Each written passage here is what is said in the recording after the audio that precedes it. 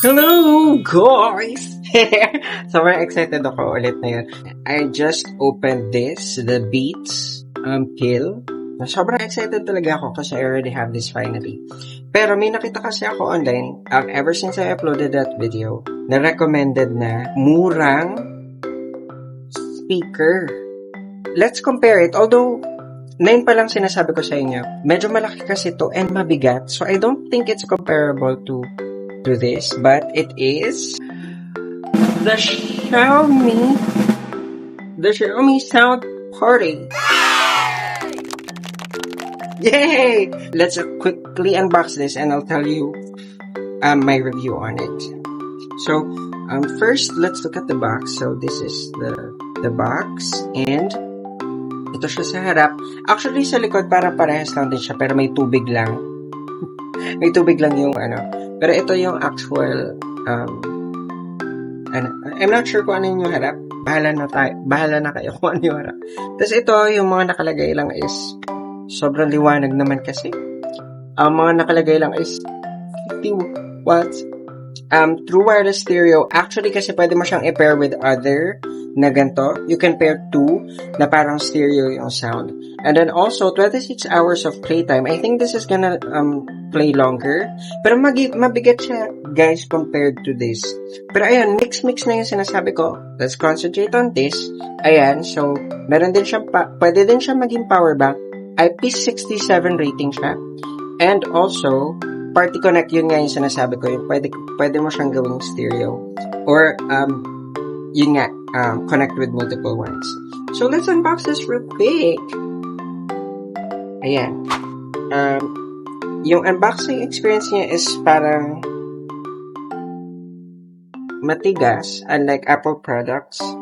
Matigas siyang ibubo. Baka mahulog.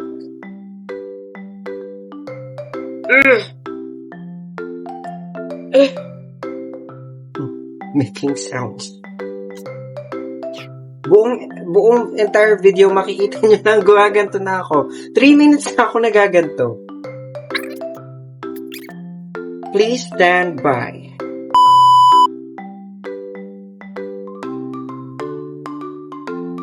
Grabe yung tigas. Grabe, hindi siya magandang unboxing experience. Dapat lang to, nagsaslide lang pababa eh. Or baka lang nakati? Hindi siya nakati.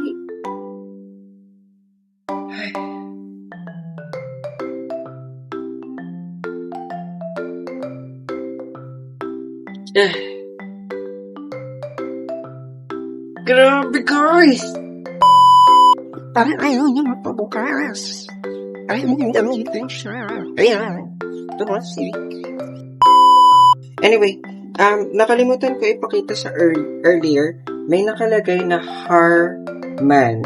Sabi ni ate yung nagbebenta nito, parang JDL siya. Also, guys, kaya to recommended, as you can see, Design Award siya of 2025. So, I think maganda talaga to. And I already unboxed this sa store, but we'll see it here. Kasi si ate masyadong maligalig, gustong-gusto din gamitin habang nasa store. Gusto ko lang naman i-test.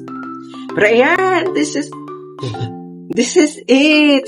And this is the, medyo mabigat talaga siya, guys. And also the size. Kung i-compare natin, mamaya na natin tingnan yung the rest na nasa box. Pero ito kasi yung mga laman niya, which is the actual unit.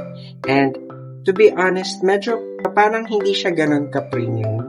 Though it is kind of premium, but I wouldn't expect it kasi mura lang to.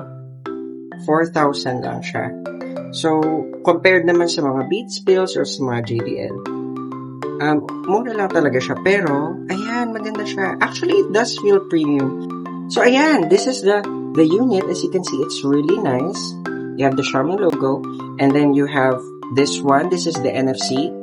Kanina si ate, dito pa niya tinatap yung Samsung Fold. Dito naman pala, si ate talaga. Tap siya ng tap dito. Anyway, ayan. And this is the orange line here. Actually, this is not only for design. Pwede din siyang ito yung parang ganyan niya, parang handle. So, ang ganda ng pagka-design talaga niya. Nagigets ko kung bakit nag-win to na award. But yeah, let's try it. Here in the dito din may makikita kayong mga buttons. This is the power button, the plus and negative sign, and then the play button. Pareha siya dito. Although mas madaling makita yung kung ano yung mga buttons here kasi medyo puti siya. And then also here at the bottom you can see the kung ano-ano mga kailangan. So unlike dito kasi sa Beats Sphere, meron din pala sa Beats Sphere. So I think that they require that you have to recycle this properly. I mean kung sira na siya, it should be disposed properly. You don't recycle it. So, ayan. IP67 siya. Ang feeling niya parang canvas. I'm not sure kung metal to eh. Parang metal siguro siya sa loob pero may canvas. It looks nice. Dito sa likod naman meron siya yung charger, USB-C port. Then you have the base. Then you also have the Bluetooth button and also the pairing. Ito yung pairing button. So, kanina tinest namin. Ang ganda niya pag dalawa yung nakatunog. Pwede kayo mag-home home stereo. Pero ayun, let's try it real quick and see. Ayun lang. Pangit lang yung on button niya. It's not, yung on sound niya, it's not as satisfying as this. Sorry, ito lang yung kasi pwede kong i-compare. Kasi meron din ako yung Marshall na maliit. Pero, maliit kasi yun eh. Parang, hindi kasi siya comparable to this two. So, ay, ang ganda guys. Tingnan niyo, umiilaw. Umiilaw sa loob. As you can see, umiilaw siya sa loob. And, I think umiilaw din to pag nag-play tayo ng music. So, let's try it. This is how you easily pair it. Again, this is the NFC. If you have phones that, sa iPhone or dito sa Samsung Fold, may NFC yan sa likod, so you just have to tap.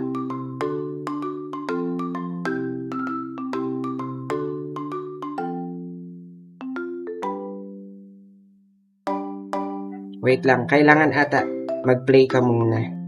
So, I'll try playing first here. Nakapanood na! How can I not leak it? I look so good, you look so good, maybe we should all leak it. Oh my gosh, sobrang lakas guys. Sobrang lakas guys, kahit 50% pa lang, parang compared sa beats talaga, sobrang lakas, parang pwede ka na ata mag-karaoke dito.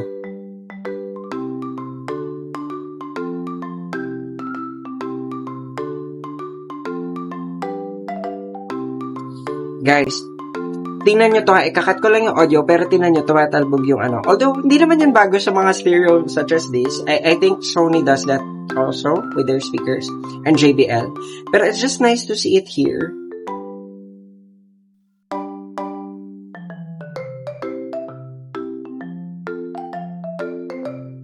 Good. So, we'll try it also, initial trials lang, we'll try it na, I'll try to press bass, and I'll give you my thoughts on it. Meron pa rin siyang bass kahit naka-off yung, in-off ko na yung bass. Malakas pa rin yung bass niya guys, ang ganda.